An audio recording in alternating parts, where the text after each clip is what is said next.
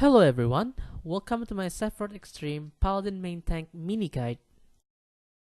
I will be mostly talking about the movement of the fight and the cooldown rotations. Please keep in mind that this is not the only approach to the fight, and I'd prefer that if you think of this as a baseline that you can modify as you get more comfortable with the fight.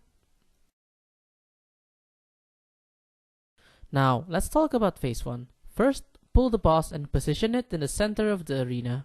Shortly after that, the boss will use a cleave attack, followed by a raid-wide AoE damage, and another raid-wide AoE damage before using another cleave attack.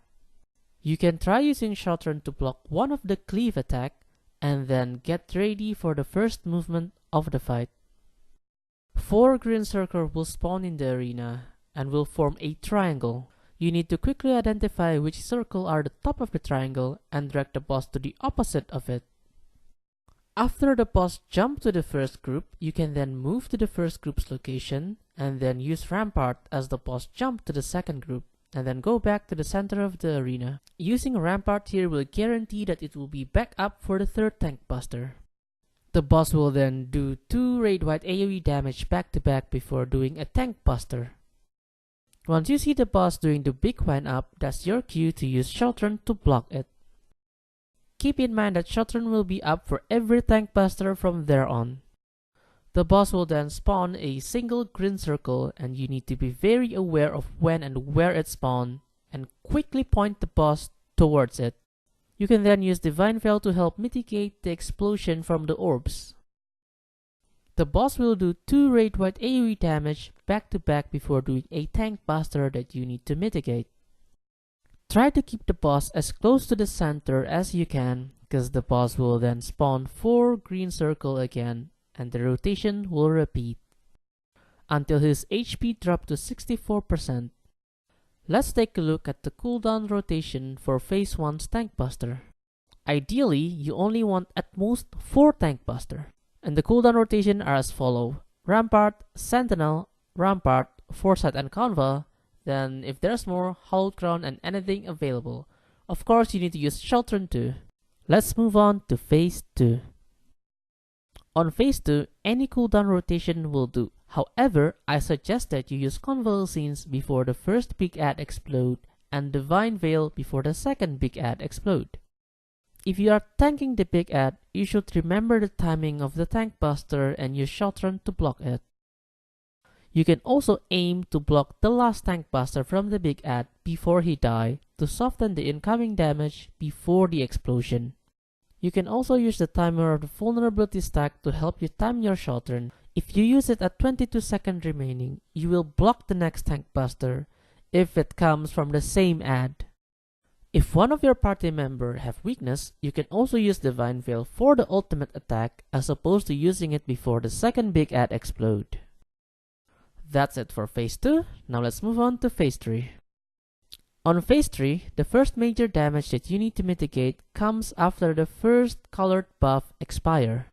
The boss will mark 1 DPS and 1 healer with Earthshaker marker, and that's when you need to use Rampart.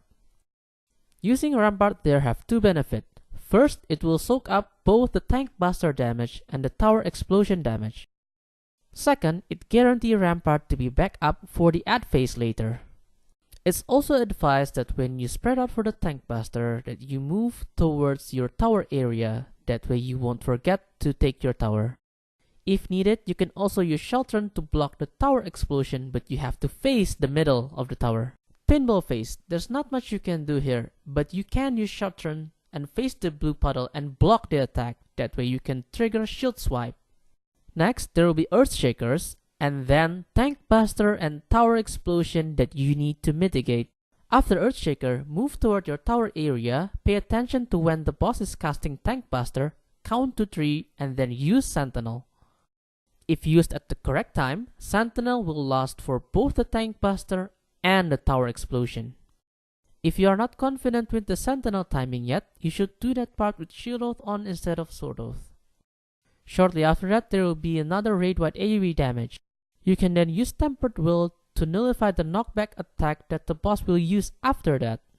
Doing so will give you a head start on moving to the add position, and use shield oath if you have enmity problem. You should then tank your add inside the tower but on the edge of it, and then move to the other edge as the screen flashes for the spike mechanic. You can either mitigate that part using all of the available cooldown, that is Foresight, Convalescence, Bulwark, and Rampart, or just use Hallowed Crown.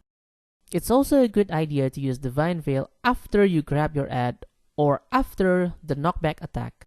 Shortly after that, you need to go into the Coronal Wind to avoid the swipe attack, and from there on, the boss's rotation will repeat one more time before Enrage. You can then use the same set of cooldown for the first Tank Buster, second Tank Buster, and the second add phase, as they will all be back up again when you need it, with the exception of Hallowed Crown because it have a long cooldown. In a weird scenario that there's 1 people dying on the tether part, and there's only 3 people with the green buff, and then you have the orange buff, you can go front, take 1 tether, and use Hallowed Crown to soak the damage and salvage the run. And that is the entirety of the fight. I hope this video helps. Pardon my bad English, and thank you for watching.